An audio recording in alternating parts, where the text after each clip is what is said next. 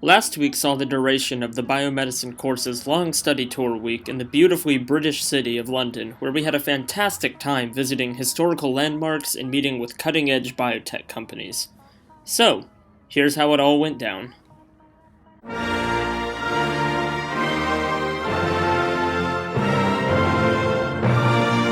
After a short flight from Copenhagen, we arrived at Heathrow with its unique architecture and went to our hotel with a lovely view of western London near the Gloucester Underground Station.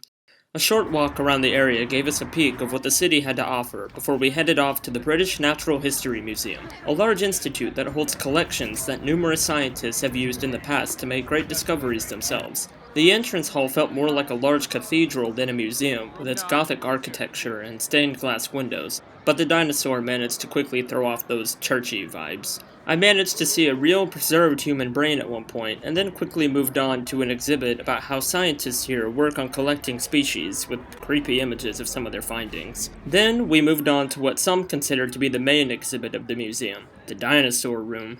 I wasn't sold what with the toothless diagrams, and so we got to see a real one up close, at least real enough to inspire childlike wonder and amazement in me. Seeing Jurassic Park specimens up this close was pretty cool and reminded me of my days as a kid when this was all I would have needed to have fun without wanting to know the paleontological time period of each of these species.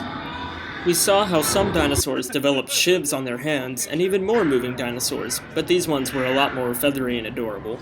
We moved on to the geological side of the museum, where we saw a trippy documentary about the importance of water and ascended into the molten core of Earth to learn about its turbulent history. Earthquakes are unimaginably strong and destructive, so I figured, hey, why not experience a safe and neutered version one while here? Before leaving, I managed to get a look at Charles Darwin's statue in the center, dedicated to the man who wrote up one of the most important theories in the history of science. And yeah, I managed to get a selfie with him. That night involved taking the tube, having a small stroll through Chinatown, and ending up in an Irish pub where we listened to some adequate cover bands.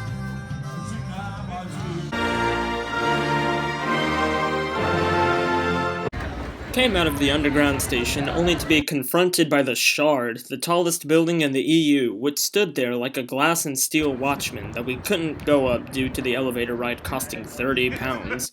We had a short talk about tissue regeneration at King's College before heading off to be good little tourists and see Big Ben. It's odd, really. The second you step out of Westminster Station, it's right there. Just boom.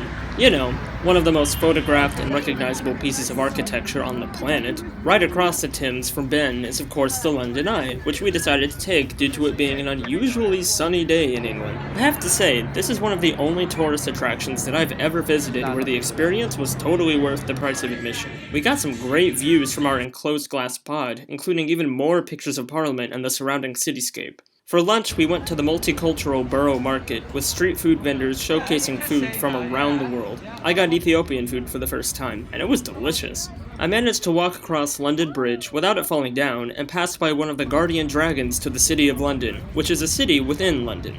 Confused? Then watch this video. By the way, those double-decker red buses aren't just for pictures, they're actual modes of transportation. After gawking at the sights, we passed by a cafe nerd, took the tube to the London School of Hygiene and Tropical Medicine to hear about work on testing for malaria. That night led us to Notting Hill and a bar called the Churchill Arms, where we had Thai food, of all things, and good cheap beer.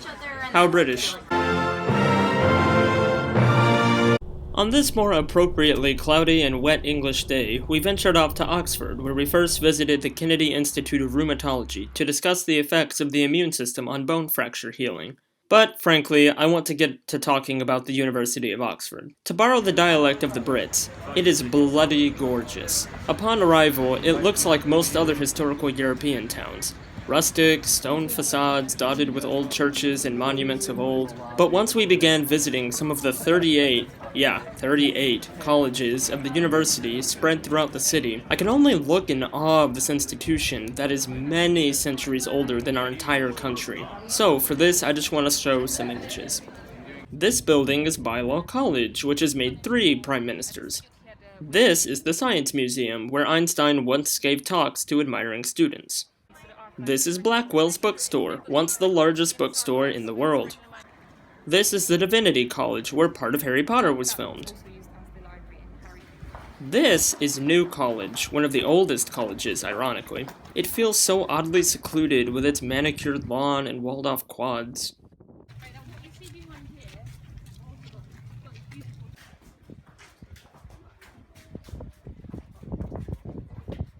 This chapel has been the site of some of my favorite English choral performances and recordings.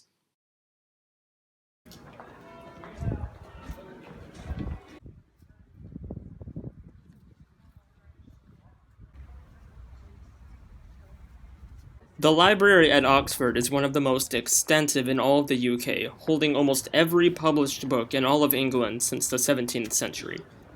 Oxford's oldest pub, the Bear, was established in 1242. Yeah, just let that sink in. Christ Church is a centuries-old college that has produced 11 prime ministers and its huge legacy of excellence.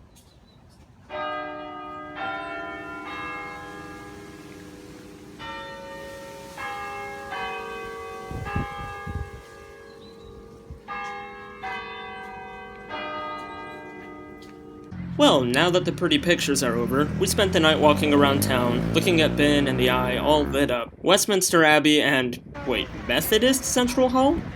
Aren't we in England? We ended up getting fish and chips and some cider at this place and had a great time. Up to this point, the weather in London had been really nice, actually. It wasn't the stereotypical grey, rainy climate that we usually think of. Well, that changed when we went out for a scenic bike ride of all activities. Through the freezing rain and hail, we did manage to get through Hyde and Kensington parks and stop for a visit to the Queen's residence. We had to stop for some Cafe Nerd at Trafalgar Square and saw King Albert's Golden Memorial before calling it quits. That evening, the weather improved to just a light drizzle, so we went out and explored Piccadilly Circus a bit. We saw a mini Times Square, a Banksy tag of Kate Moss, and caught a brutal dance battle on the streets. The lights of the area give this bustling city a sense of activity, even on an insignificant Wednesday night like this. Every building was carefully illuminated to give off its best face no matter what side of the street you happen to walk down. The Soho streets provided some more poignant lights and some smaller pubs. And then we got tired and went home for the night. With the immensely affluent towers of the City of London overlooking us, we went for a walking tour of the cosmopolitan yet historically poor neighborhood of the East End. These are the streets where Jack the Ripper operated, where modern artists made their statements, where graffiti accents every brick of well-preserved Victorian townhouses. The area is undergoing high levels of gentrification as poorer immigrant communities are being replaced by new money yuppies who fancy the vintage street markets. I can't blame them for being fond of these old churches and the colorful art of the area, but the East End is definitely undergoing changes that it will have to face, lest it loses its centuries-old heritage. We later visited the neurology department of University College London, where we visited the labs of epilepsy researchers who look at new neuronal imaging techniques.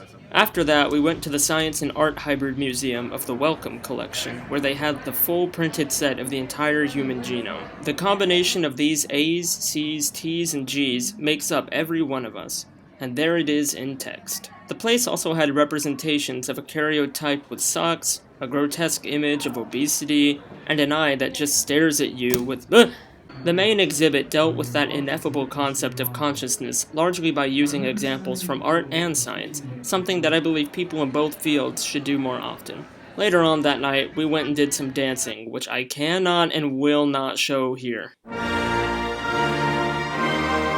It was the end of the week, and we were starting to get worn out from the overwhelming nature of this city. So, we walked by the hotel for crackers to this place where we had that most British of activities. High tea, with seemingly endless sandwiches and scones and desserts. By the end, I felt like an aristocrat with a feeble stomach that didn't quite match his rich appetite. For our last bit of free time, I managed to quickly go to the Tate Modern and get some great views of the city from the Thames. I walked in to see this large piece that literally grows over time in the middle of the Tate's warehouse-like structure. I then walked through only a few of the Tate's many halls to see some great modern art like this, and this, and this, and this, and this, and this, and this, and this, and this, and this, and this. By now, we had to leave for the airport, but not before walking across the Millennium Bridge, looking straight at St. Paul's in the setting sun. Compared to Copenhagen, London felt like controlled chaos. Its bustling atmosphere demanded your attention in so many places. I came to be intrigued by the tube with its dozens of stations and quick method of delivering people around a sprawling city. But what I loved the most was the huge amount of diversity in its people, who all live together in this beautiful city. I'd love to come back sometime, but for now, it's back to Denmark for me.